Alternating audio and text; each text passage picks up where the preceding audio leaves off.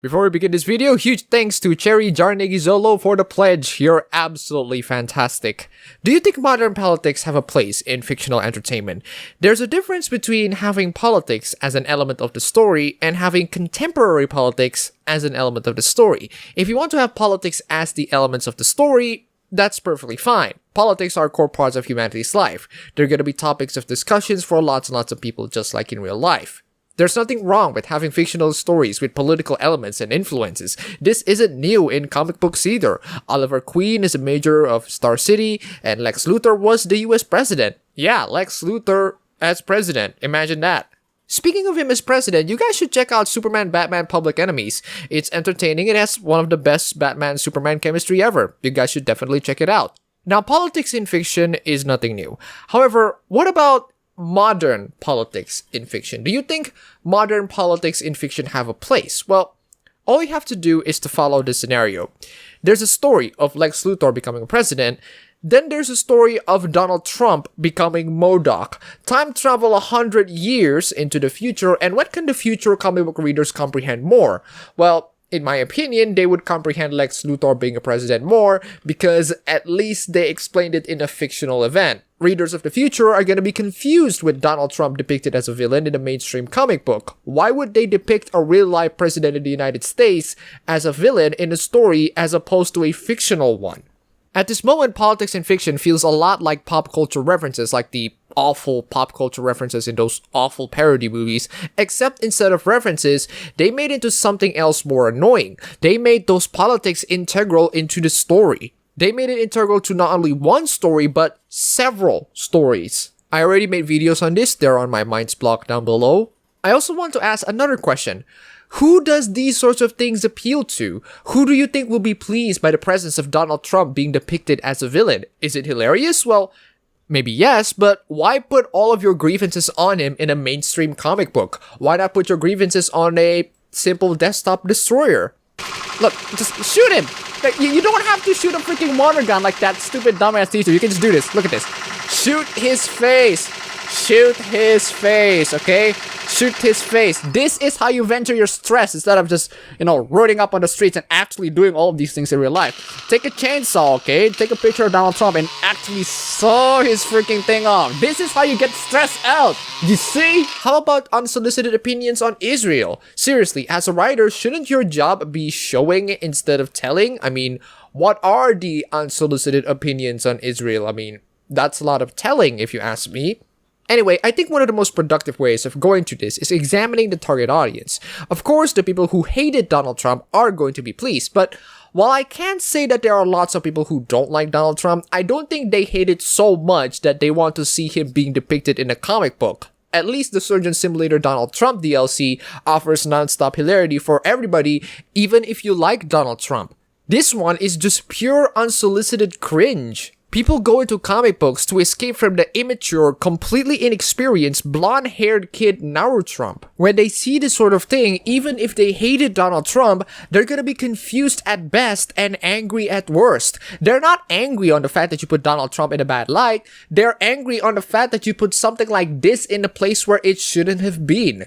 So not a lot of people are gonna be pleased. By this, you are already dividing the small audiences that the comic books already have. You only have a small fringe minority of the people who are going to read it. Now, Marvel pulled off one of the best moves in existence that just seals off this entire deal. Apparently, someone at the higher-ups of Marvel just donated to Donald Trump.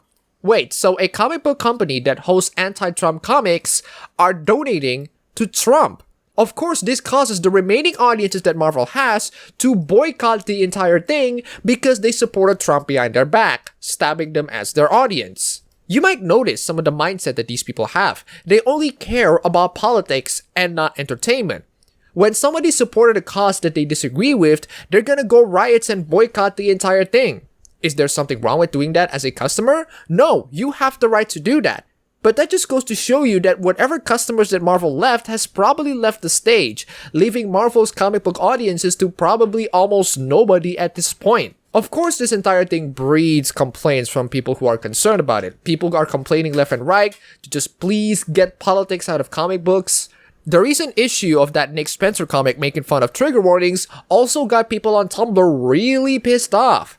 So they're dividing more and more people again and again and again, to the point where there are probably no audiences for Marvel comics at all. Now, I am focusing on Marvel a lot. I'm not saying that DC doesn't do this as well, but it seems that Marvel is the one doing this with a very concerning frequency, at least more than DC. It's not that you're not allowed to not put in once in a while, it's just that the number of comics that do this have been incredibly overwhelming, like how Angry Joe's content are being overwhelmed with him talking in front of the camera, as in, it was overwhelmed with crap. Here's a comment from Phil Boyle, as in the person who made a lot of money on making the Spider-Man comic with President Obama. Publishers, get your politics out of my stores. We live in a climate of polarity, with people being violently opposed to issues and events. Note the word violently, and then think about what you're bringing into our stores. With every new proclamation from either the White House or CNN, we have a new round of vitriol coming from the opposing side. Exactly. I cannot count how many times I've been accused of being either a Nazi or a Nazi sympathizer, and I cannot count how many times the mainstream media and people who are opposed to me justifying the punching of Nazis. I've always told my staff that we are in the safe zone from what's outside the doors. I've been touting this policy before safe spaces were a thing, not because we need to be protected, but because we provide entertainment. To be crystal clear, we provide entertainment. We are not mouthpieces for any polarizing cause, nor is our self-space for rent or any organization left, right, or center. If you want to support fighting for cancer or bullying, all good. No one is fighting for worse cancers or more bullying. If you want to put Planned Parenthood or the NRA on my stands, you're getting no tractions to my stores. We are not for sale, and we're not going to undermine our store's tranquility for your cause of the month. That's a good point. Issues like Planned Parenthood, the NRA, immigration, Israel, and of course Donald Trump, they're incredibly divisive issues. Comic books are supposed to unite people with differences of opinions together, not highlight those differences more. Now that we have Donald Trump as the president, the country is going to be very divisive, not only because of him, Shaya. Not a lot of people universally agree that Donald Trump is a villain, but people universally agree that cancer and bullying are bad. By making a comic attacking Trump and mocking him, even though he's practically the president of the United States and voted by many, you're practically creating more and more division. Do you know why people love comic books? Because they fight supervillains, absolute threats to humanity that will wipe you out regardless of your political opinions. That's what unites people with differences of opinions, and not this garbage. Get your politics off my stands. Get political figures off the covers. Get poorly disguised villains out of your books. Get back to telling stories that don't remind people of the vitriol and bile being spewed from every direction. We have enough outlets for that. You're not being clever. You're not being altruistic. You're costing me the carefully built atmosphere that has allowed me to sell your books over the last 3+ decades to people of all races, creeds, genders, and sexual orientation, as well as Democrats, Republicans, Libertarians, and no doubt a few anarchists as well. Don't screw that up. Absolutely well said. Now, do I need to say more? The people in the comic book industry are gonna divide people more and more with this entire nonsense. It's not that you're not allowed to have politics as elements of your story. It's just that you can't make it the only thing running your company, and also you can't make the politics to be divisive as hell.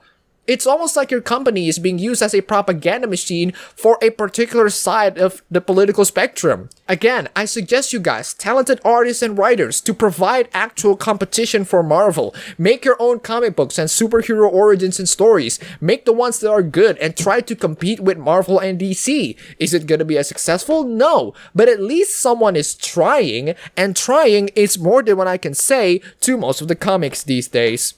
That's all for the video today. If you like this, you can go ahead and click the like button and subscribe for more. If you wish, you can support me on Patreon. And thanks for watching.